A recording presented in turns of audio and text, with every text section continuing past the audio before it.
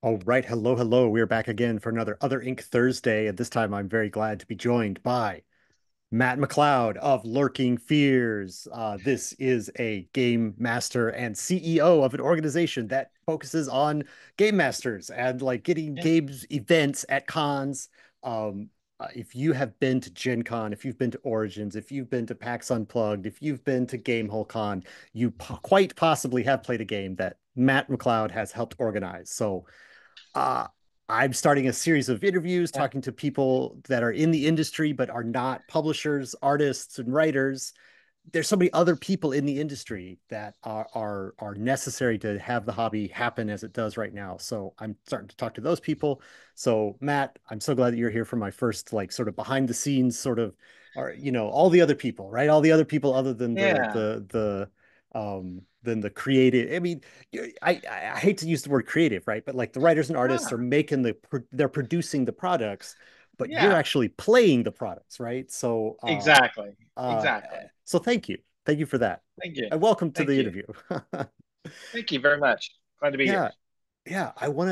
I I've said a whole bunch already, but I want to let you talk about yourself. Like, what is uh, uh, how did you start in games? Because I imagine you being like, you've got a beard. You're like an older, you got some white in the beard, right? You're like, Yeah, yeah. I imagine you like coming up with like Uncle Gary bottle feeding you right from the beginning, right? I I mean, wish. I uh, wish. Actually, I missed. I was just behind the initial go around of like D&D and the box sets and stuff like that. I was a young lad in Germany. My dad was uh, my dad was military, and we were there, and I missed a lot of that stuff when it first came around. I caught up on it once it had gotten into like the advanced D&D, the first edition, stuff like that. And I think the first book I ever touched was a friend's book. It was Deities and Demigods, and I had no idea what D&D was about, but I was really what read up on my mythology because I was a nerd, mm, even back then. yeah, Surprise, surprise. But yeah, I loved everything about the deities demigods book because I loved all the descriptions of the people that I read about. I was like, I have no idea what these numbers mean, but I like this, you know. So I started, that was my first introduction to it. I had no idea what the heck was going on. I never played a game, anything like that, but I really dug it. And I just kept reading into it and really like trying to wrap my head around what it was all about. And I was, slowly growing up to be in a very small town in a very rural part of Kentucky. And so there really wasn't much of a chance to really run or play games. yeah, But yeah. my cousins would come down from Wisconsin, and they were all about it. All They're all right, from Milwaukee and stuff like that, and we were sure. huge Star Wars nerds. And All right, all right. they introduced me. Yeah, like we all discovered like Star Wars West End games, Yeah, yeah, these yeah. things together, and I was immediately installed as game master. I had no idea what I was doing, but we all love Star Wars, and I was like, okay, roll this. This sounds like this is what we're going to do, and we had an absolute blast with it. And that from then it just took off. I started reading anything I can get my hands on. I was always in Walden books. Back then, we had the Uh-huh, Walden books uh-huh. in the Walden mall. Books. Yeah. Yeah, I was a weekly haunt at Walden Books, going through their little section that they had for gaming, and Yeah, picking up anything I could buy for that week. sure. you know, but Uh, yeah, that was my earliest introduction to it. Yeah. so what is so none of you knew how to play. So like Oh how did no, you end up being the one? Is it like did you take a step forward or did everyone else take a step back? Like, no, yeah, I think it was a little bit of both. It's like, yeah, they sit back and I jump forward because, yeah, I've never been scared of doing anything like that. I've always been like I don't know, people might tell you, I'm a little extra, but everybody knows me, but they know that I love to just jump in and just see what's going on, and I don't have any fear when it comes to that. So yeah, once I started reading like the initial book, I think we even were like just doing like the little mini game, the little cardboard cutout little thing was called Star Warriors, and it was all just right. like the ship combat. And then it moved into the West End games, the actual, uh, the black book I got here behind me. But yeah, it was just an eventual build. Like they wanted to play it, and nobody else figured out how to run it. I was like, I'll run it. That's fine.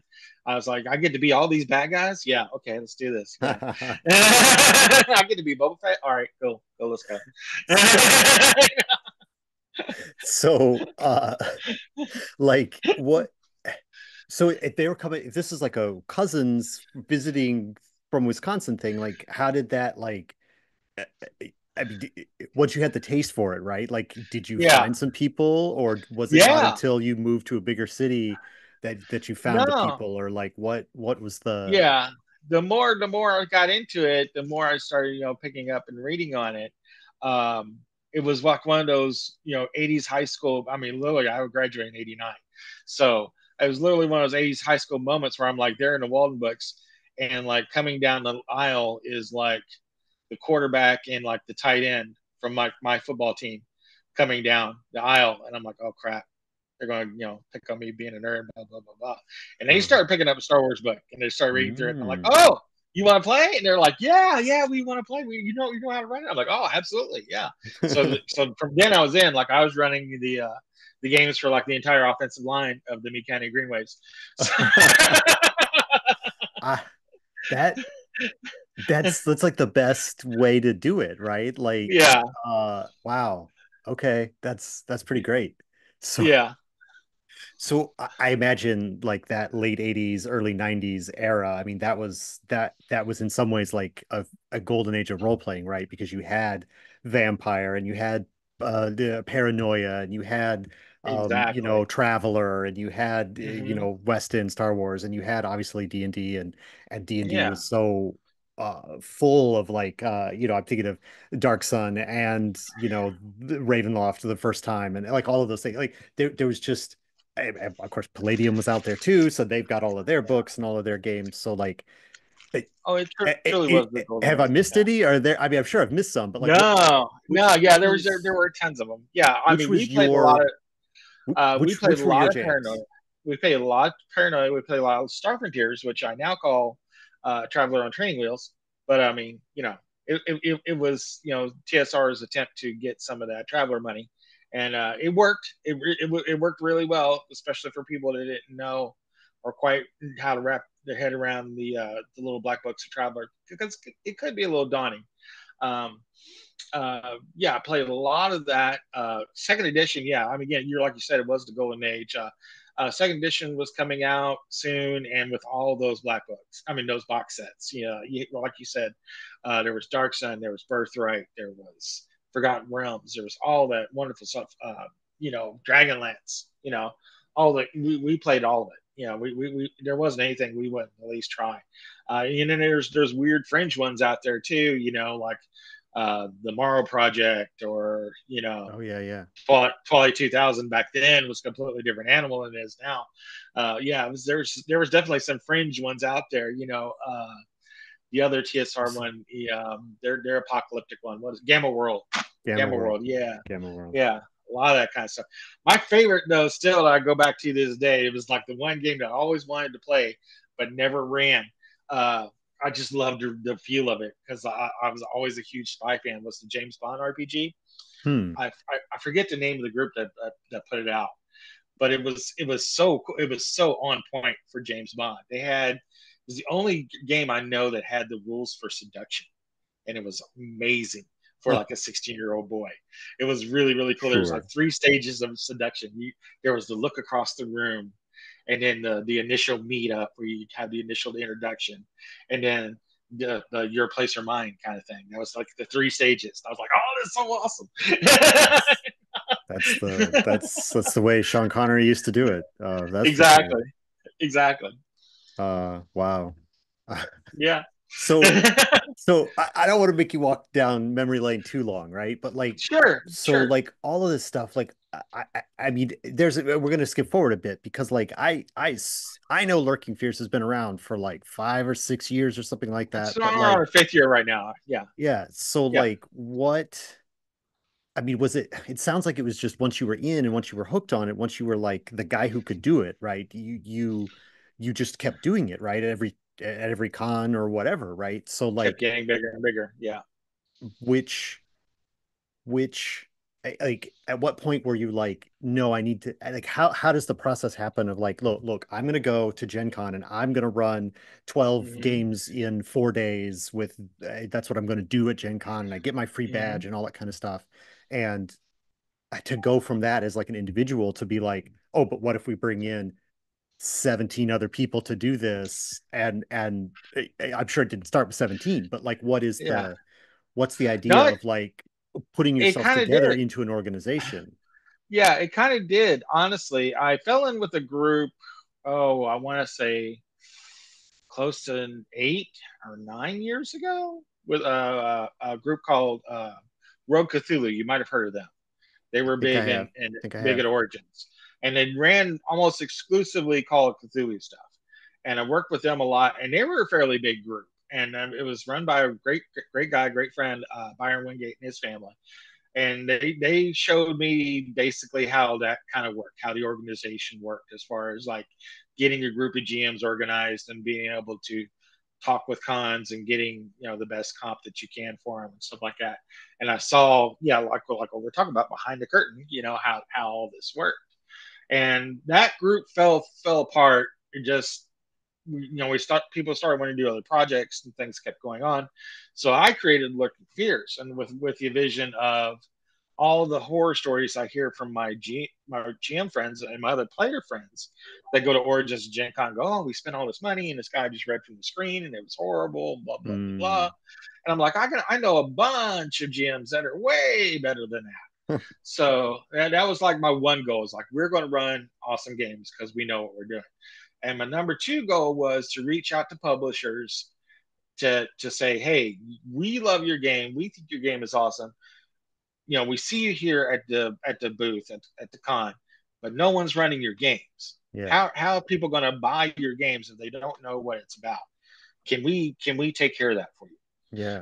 Yeah. Can we be the people that run your game for you at the cons? And that Right. it gave me like that whole year. Like as soon as I came up with the idea of that, like COVID hit and there Mm. was no cons going on. Sure. Not. So it gave me a year to plan and figure that out and get that going. So by the time cons were going again, I was ready and had a game plan ready to go.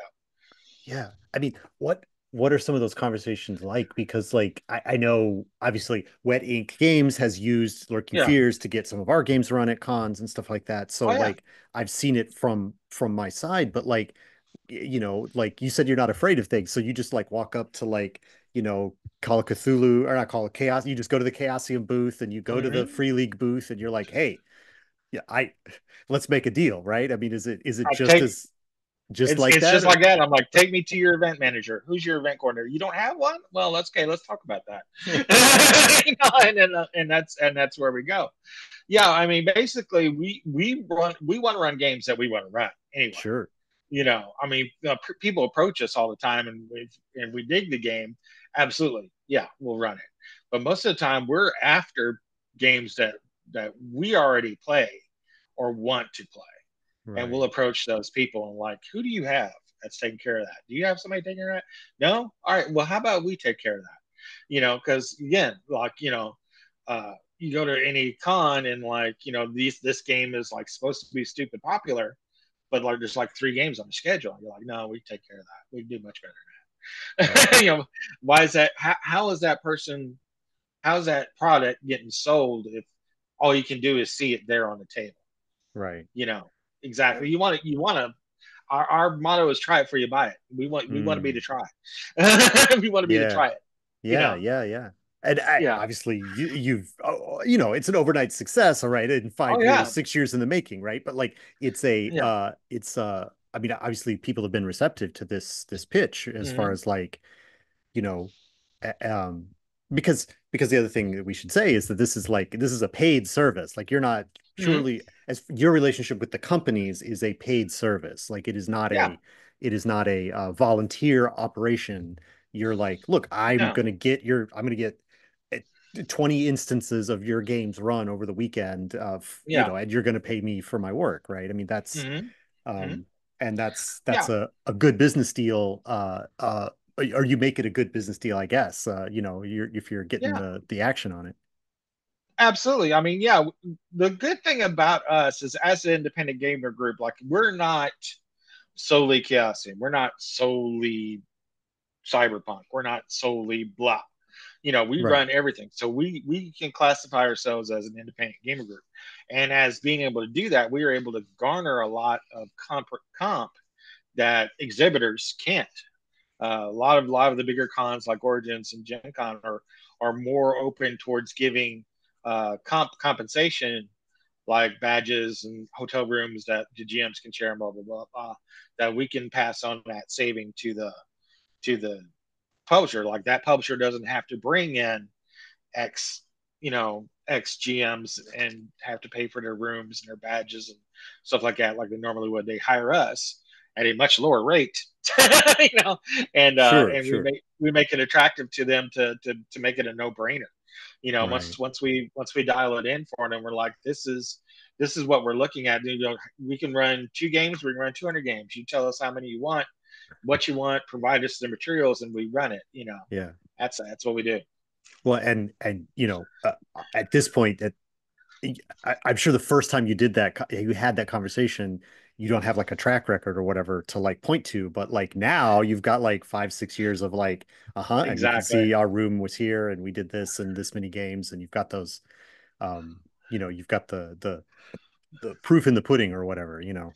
Exactly. And we also provide a lot of survey feedback too that's been very valuable to the publishers uh, like as I've built my staff that's been able to actually gather this information in a meaningful manner. And then we vet our GMs as well. Like we constantly are doing surveys not only on the game but also on the GM to make sure that they're up to snuff. They're just not just we don't want GMs that are boring.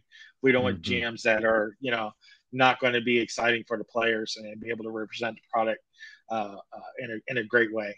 And so we provide that information to the publishers. So about their game, ideas that players have about the game, you know, a track record of what how favorable they would be towards buying this game after playing it, all that information, which is really great to publishers to have. Yeah. We get a really like we have like a little QR code at every table that we direct our players to scan at the end of the game. And we have like a 67 to 70% feedback rate, which I Wow. consider pretty good. That's You know, that's most that's pretty good. yeah, The survey for response people rate is pretty good. yeah, for people to actually take the time to fill out the survey. And it's real quick, but still for them in the middle of like going from one game to another, go, Sure. yeah, this is great, this is great. I didn't like this. Boom, go. You Hmm. know, yeah, it's really great information again, not only for us to vet our GMs, but also to provide to the publishers so they can say, hey, yeah, okay, this worked, this didn't. They really like this GM. We want to keep using this GM. Right. That kind of stuff. Right. I want to ask more about the GMs and like because I mean you're such a I don't know, you're at the center of all the Venn diagrams, right? Because you're Mm-hmm. interacting with publishers and you're interacting with the cons and you're interacting with the fan base and you're interacting with your GM team.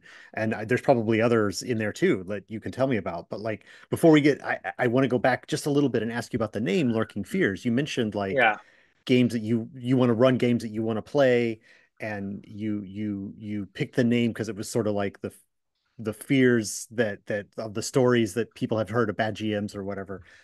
yeah, So I mean, with a name like Lurking Fears, and you've got, I mean, you're blocking your logo, but I can tell people that your logo is like this red sort of blood yeah. splatter esque lurking. It just says Lurking Fears, right? I mean, Yeah, it's not that elaborate, but it conveys a certain yeah, thing. And I don't imagine you get a lot of like My Little Pony or what's the maybe you could do Thirsty Sword Lesbians, I suppose, but like I don't yeah, but it's a very colorful game. You're much more in the like horror genre, a lot of your bread and butter, right? And yeah, so yeah, I yeah, mean, is there a is there a like I don't know, is there I mean, obviously that's a big genre of games. Anything that is the creepy game, hmm the sort of stressful game. I know you've run Death hmm in Space, yeah, uh, but I guess it's like, is there a do you like how big is the umbrella, right? I guess is what I'm asking. Like, do you really try and limit it to like that type two fun kind of experience, or do you have people who are like, pushing the envelope of what Lurking Fears offers, and like, Oh yeah, I'm yeah, sure it's on a case by absolutely. case basis. Yeah, and it is. It's ever expanding umbrella. I mean, as we first started, we considered ourselves, the very best in grim dark and horror, and that was all we did. Blah blah blah blah blah. But yeah, we start to realize that there are other great games out there that aren't grim dark and horror, that can be just as serious, even though they're not. You know, murder, death, misery, blah blah blah Yeah. blah. So we've opened ourselves towards that, and yeah, we have a lot of people running a lot of other different games as well. Even some more shiny happy games, like what you would talk about. A couple that are getting ready to come down the pike that I can't quite talk about. No, that's So, fine. but That's soon, fine. That's fine. but very soon you'll be seeing us run some games. You're like, wow, I would never imagine Looking Fears be running a game like that. But yeah, if it's a great game and we believe in it and we want to play it and run it, absolutely, yeah, yeah. Yeah, yeah. Cool, cool. Uh, so what is I think I'm gonna ask you about like kind of to walk me through like your setup for this year at Gen Con. But before we do Mm-hmm. that, I think I want to ask about the GMs. Like we kind of talked a little bit about talking to the publishers and I mean, I don't know. I'm sure you can spill some tea on like working with cons and maybe you don't want to. I know you can. I know you can, Matt. Oh, I'm But the maybe you worst. don't I am the maybe worst. maybe you don't want to. But the GMs, right? You're talking about like vetting your GMs and you're talking about Mm-hmm. like kind of getting the best people to run for you. So do you have Yeah, like a seminar, or do you offer like that as like a come sit by my table and you play in my game and I'll show you how I do it, and then you can go on to, or do you have like yeah. off quote unquote off season events where like your GMs play with each other and stuff like that? Do you do any kind of that sort of like, There's for lack of a better term, there's professional development? yeah. There's three different ways we vet our GMs initially. One is like if we run games for them and recognize them as a player and see how Mm, they play, yeah. and they come and approach us, we'll all compare notes. We're like, hey, did you run a game with that guy? And they go, yeah, he was really good, and stuff like that. And that will go a long way towards vetting you, towards getting you in the door with Lurking Fears. If someone comes in cold that just wants to come run games with us, the other two aspects happen. We do have a Discord and we do have a room we call the Thunderdome, and and we'll ask them to run a game, just any Yeah. game they want, and we'll have several players, play it, and then we'll get feedback from them. Hey, does this person cut the mustard? Are they looking for material? Yeah. Blah blah blah blah. There are rare instances where like we do need to get a GM at the last minute, and we just gather as much information as we can about that person. If somebody drops, it's the nature of the beast. Like we schedule our games like 6 months out, and Yeah. life happens to people, and sometimes the GM Absolutely. has to not be able to appear even though they're already signed in, hotel rooms have been made, stuff like that. So yeah, we will put out a call for GMs, and then we'll ask, we'll just ask them, what have you run? What do you like to run? And try to find the best fit for them. And then we keep eyes on them there at the con, and watch really closely their feedback surveys, to see, well, did this person that we brought in from the cold that we brought in, are they good with us? Are they a good cut with us? We'll keep a very close eye on those survey scores, like almost as they are being submitted. Yeah. Yeah. So we want to make sure, even if we didn't get to technically vet a person because they came in last minute, that we are watching then make sure that they're not, doing anything inappropriate or just being, what you want to say is not lurking for material. You know, Yeah. absolutely. That's nice. I mean, that's great. I mean, but also like this is part of the reason why I'm doing this series of interviews, because I literally don't know this stuff. I want to hear from Oh like yeah, what it takes to make this happen. So yeah. now I got another question about like what your actual like quote unquote day is like, right? So like, are you at like a desk at like the front of the room and you're like making sure every table's full and you're watching the people, or do you get a chance to still run some games, Oh yeah, or I'm you got to so get out of the room because you've got to go meet with, X yeah, publisher in Hall Y to, be yeah. the face of the company and stuff like that?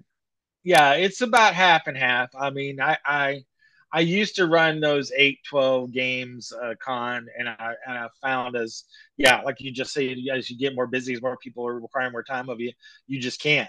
Yeah. You can't devote that much time. So I'll still run like 5 or so events That's just still a just to make lot sure for one it's con, still man. That's it's still a still a lot. lot. It's 1 or 2 a day. It's not a bad. It's not horrible. Not I mean I would run 2 or 3 a day if you let me. But we just do that, and then yeah, we go meet with Darrington Press over here, or these other people over there, and then a lot of times I just like to walk through the exhibit hall floor and go, who are these people? I want to talk to Hmm. them. They Hmm. have something Hmm. that looks cool. And I like to be able to do that too. So it's always fun to see who's new and up and coming on the horizon, or somebody that's been out there for a while and just haven't heard of yet. I mean, Yeah, there's yeah. there's hundreds of them. Oh yeah. I mean, I live in the convention. I live in the exhibit hall. That's where I live when I go to cons. So I know all Yeah. like, yeah, you walk through and you're like, "Oh, I've heard of them. I've heard of them. Haven't heard of them." Like, I haven't Mm-hmm. heard of them before. Why do they have like a whole they got more space than me and I've never heard of them before, right? How'd that happen, you know? Where'd they come Um, from? Exactly. right. Exactly. Some of it is because I can't know everything, and some people just come Mm. out real strong, you know. Um, Yeah. Yeah. so it is interesting. Um, so I want to ask you a little bit about like kind of your like we talked a little bit about the 5 years or whatever, but like what is your sort of like I don't know currently like what is your sort of like was there like a has it just been steady growth continuously since the pandemic came since con started It's again been from the pandemic, or has there been like some this was the break and like whatever? I mean, I don't know, were there it's been exponential growth. Like I said, that first year there was no cons going on, so it gave me that whole year to plan. And then, yeah, my first year I had like maybe I want to say 15 or so GM friends, and we put on like 80 games. We thought that was a lot. We're like, oh my that's a god, lot. we're running any game, yeah, we're That's a running any lot. game, you know. And then the next year it's like 160, and then the next year it's like 240. This year it's 400.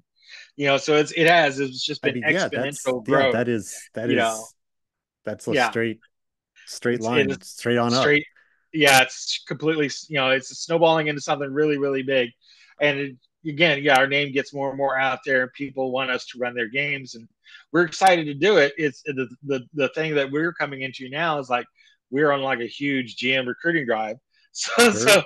Yeah. because these people want their game ran, and I'm like, we only have so many in the bucket. But yeah, Yeah. Yeah. For real. yeah, we have a revolving cast of like almost 90 Yeah, I GMs was gonna now. ask. I started, yeah, started That's from a like lot. 20 to like 90, and they're like scattered. I mean, of course, most of them are clustered in like the Ohio Valley region, Right, right. but That's they are scattered. Yeah, we're both here in Louisville, and it yeah, does feel like that's the Indiana, Ohio, Louisville, or the Indiana, Ohio, Kentucky sort of areas. Like that's where Origins is, that's where you're based, that's where Gen Con is. So yeah. it's like it's real easy to feel like that's sort of It's the the easy part nexus. of the country to cover, right? Because that's, Yeah. I've met I've met GMs from all over Ohio through Uh, Lurking Fears, and yeah. it's yeah, but yeah, I mean it, but then like yeah, I mean like in theory, there's like no limit to Mm. this, right? But like In there's theory. practical considerations at some point, of course. Yeah, of Um, course, yeah. We're limited by the times we can run, the space we're allowed to have to run it in, and of course the GMs. yeah, We can only ask our GMs to run so much, and then we only have so many GMs available at any one time. So sure. yeah, what we like to do is like to ask our GMs, okay, what do you want to run? and they will say, well, we're on this. And I'm like, okay, well, we have budget for you to be paid by the publisher because our GMs are paid by the publisher, by you. You know, Wedding, you're paying the GM. Like we're taking a very small like finder's fee, Yeah, yeah. but Some most of it administrative costs. You got to yeah, cover your exactly. administrative costs. Exactly. And the most of it goes to GM. So, we tell them like we have this amount of games from this publisher to run. And then once that bucket is done, you can, of course, absolutely still run that if you want, but that budget is gone. Yeah. We don't restrict anybody. Go, oh, we've only had the budget for like 20 Shadow Dark games, and you want to run 5 more. No, you can't. Yeah, absolutely you can. Just be under the understanding Yeah, yeah. that That we'll schedule and everything for you, but you most likely won't be paid for those, and that's yeah. fine. Most of these people are like, I just want to run it, and we're Right. like, okay, yeah, absolutely. Yeah. So can you walk us through like kind of where you said 400 games? So like Yeah, that like at where at the least 400 games.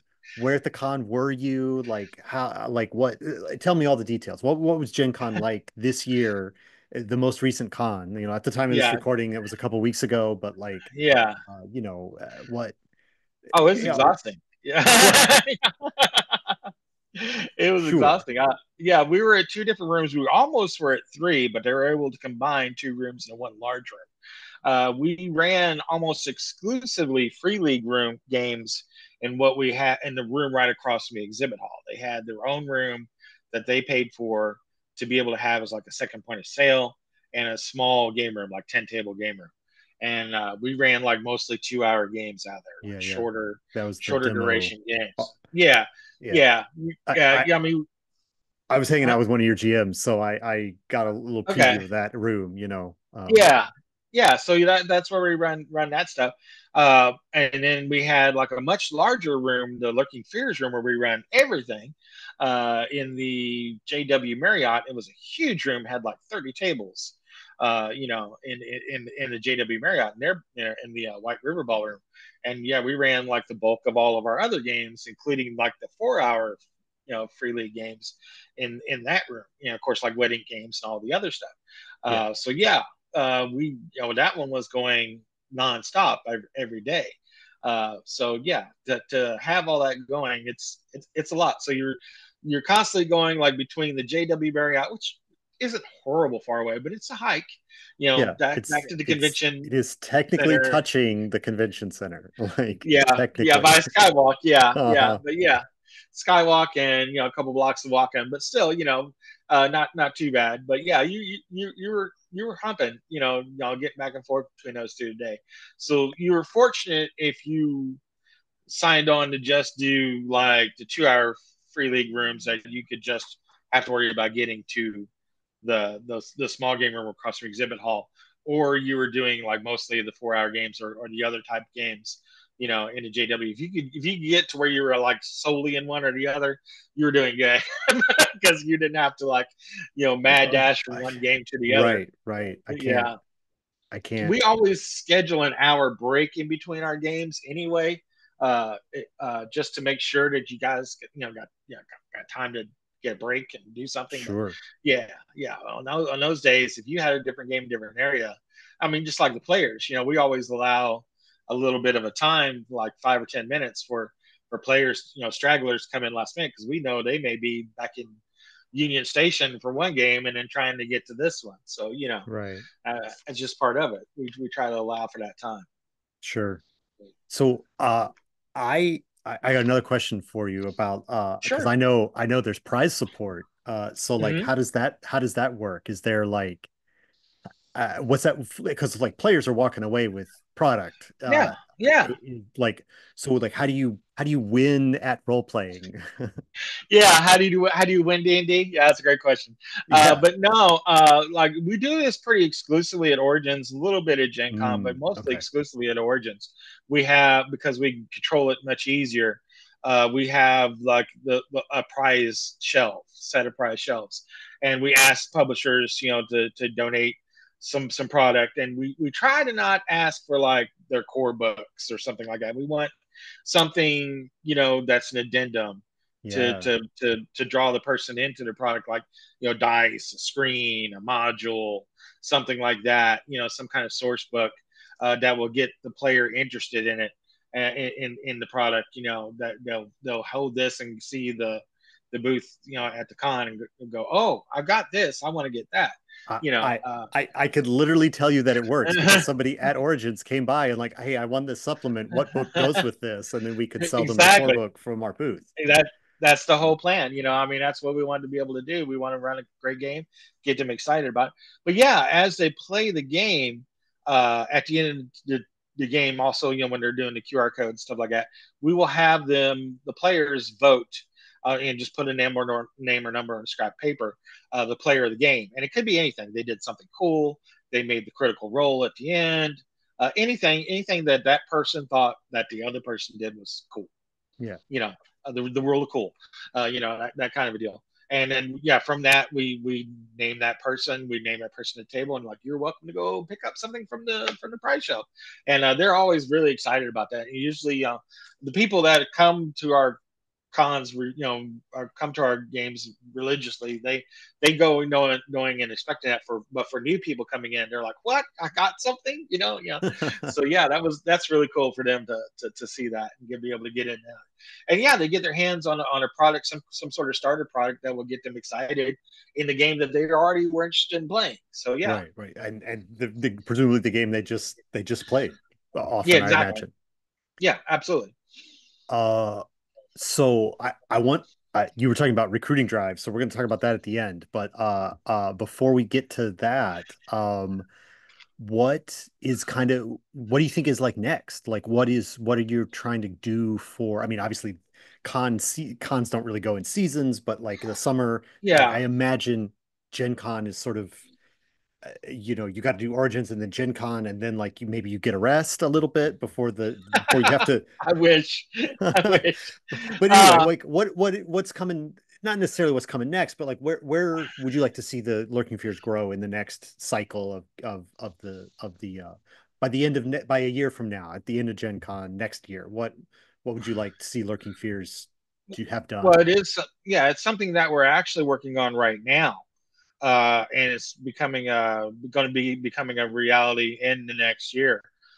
We've been working on, with different publishers that have approached us to be able to do actual booth sales. Like, if they can't be at a con, and we're already going to be there, we have experienced people in sales and stuff like that that can man the booth, that can man like a Lurking Fears booth and be able to sell, uh, A to Z product, from different publishers, and be able to split that cost amongst those different publishers to make it much more attractive to them, so that they'll be able Yeah.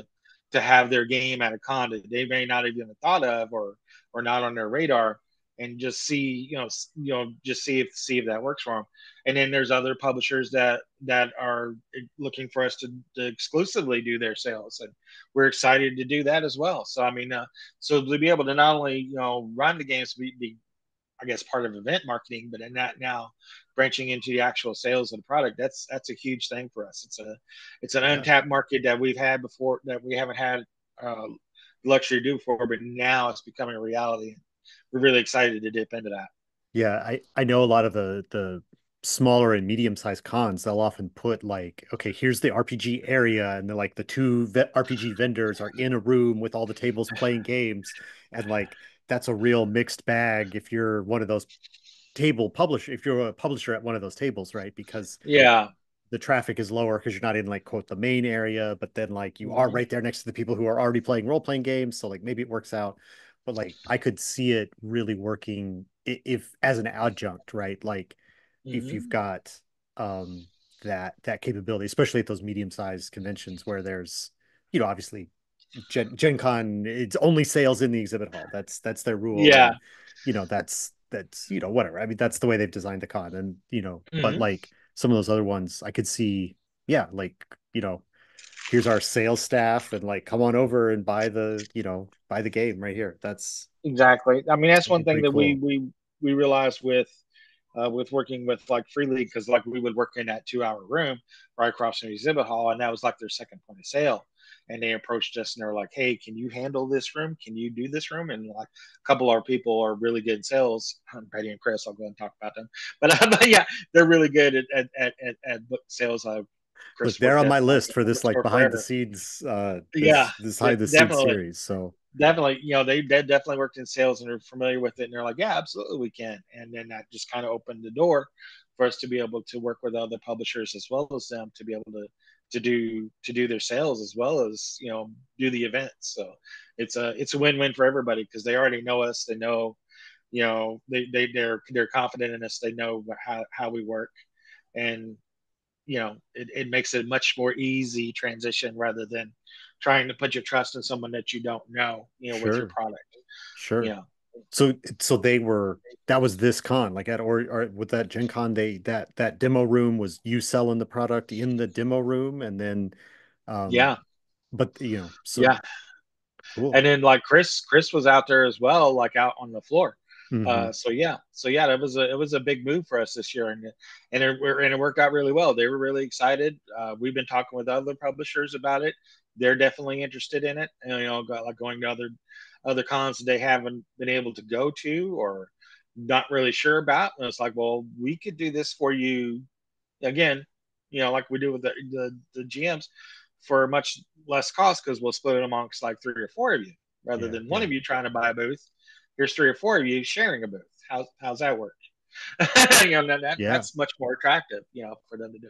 And again, we just want to run the games and play the games. And now that we be able to sell it, and again, it's a product that we believe in. We play it ourselves. right, It makes it exactly. it makes it easier for us to be able to do that. Uh, it's easy to sell the mustard when you really really like mustard. So Yeah, yeah, you know, yeah. you know? Do you foresee like I mean this I'm just blue sky and blue sky now like but like is it do you foresee like a publisher's putting like a stamp on their book that like oh Lurking Fears approved like we like You this might, product yeah, you might be seeing that soon on the really. future. I mean, but we've done some play testing for publishers and stuff like that as Mm, well. So you can start seeing that on like the books on the inside cover at least. Anyway, these were the play testers. They thought it was awesome. So but yeah, you might be seeing some stuff like that. That's not entirely a pie in the sky thing. It definitely could be. Yeah, Lurking Fears, red seal of approval. But yeah, all right, that's cool, that's yeah, cool. yeah. All right. So tell us a little bit, Matt, about what cons you got coming up for Lurking Oh, yeah. Fears. Like if people want to if people are coming, if people are watching this video to learn about what cons are coming up, I don't know why they are, but if they are, Yeah. tell people about where you'll be next. Not necessarily you, but like the team, Lurking Fears. Yeah, I know we're going to have a presence in Sin City Con and a Con. I don't think it'll be the whole crew, but several of us are going to go there, and wave the flag, and run some awesome games at those two events. They're more local events to us, Yeah, like yeah. Cincinnati area kind of stuff. But then our two bigger cons that we are still going to this year is Gamehole Con in Madison, which is a fun con. You've been there. Yeah, I you've went been there. last year. I I went saw there you last last year. year. Yeah, that's Yeah. right. Yeah, It's a I chill like it. con. Yeah. Yeah, it's like what, like 4 or 5 thousand, maybe. I I think thought it we was might have hit six. 10,000, but like I I hear don't know. six. I hear six Okay. too. Okay. But I mean, it was busy. It was stayed busy, so it kept Right. coming. We're going to be there running a bunch of games. We kind of did just a scouting party for Free League this last year, but this year we're opening it up to a bunch of different games, including yours.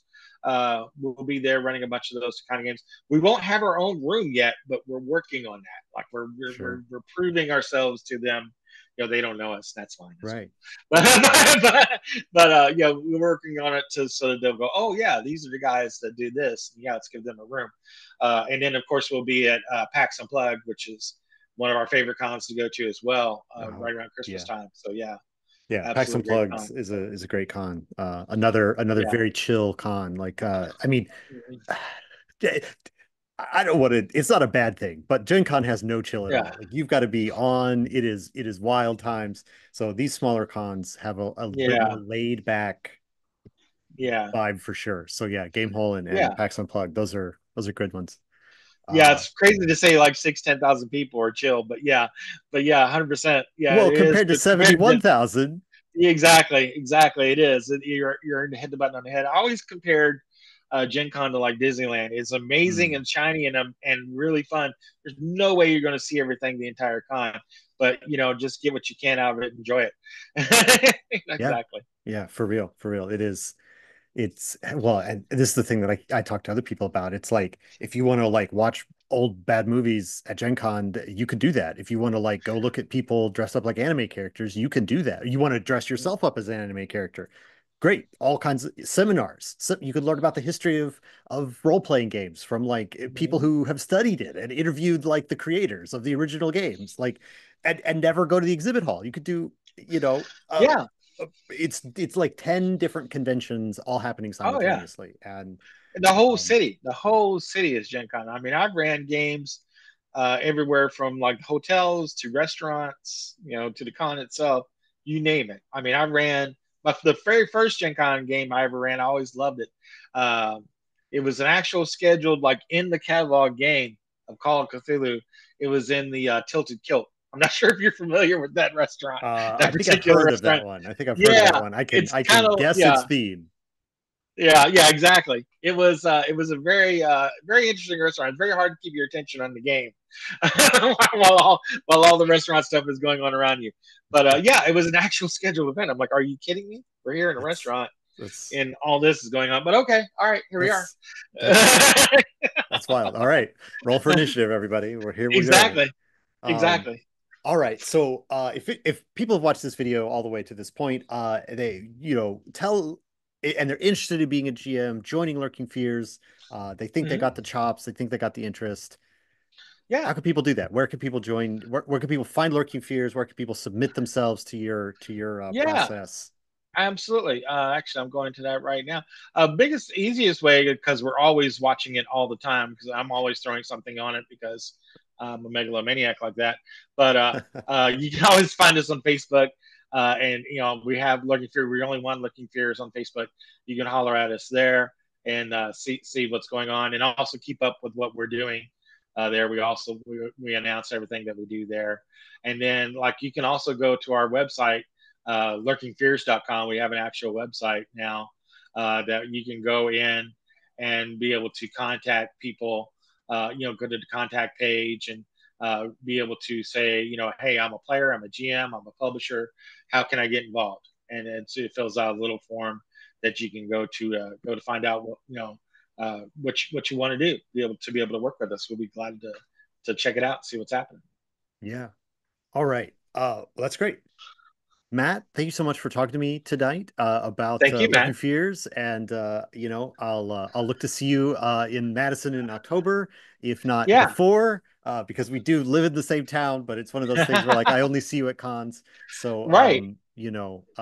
Right. if we see each It's other like at the Dieter. I might see him out. I think he lives in a coffin the rest of the time. Dieter, I think oh, he does.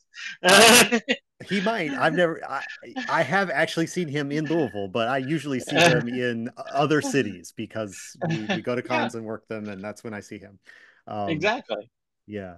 All right. Again, thank you so much for your time talking about all this Lurking Fear Absolutely. stuff, and I want good luck in all your endeavors, and I keep on being lurking. I don't Yeah. know, like keep on being fearful. I don't know what's the Stay you got a lurking. phrase Stay like that? lurking.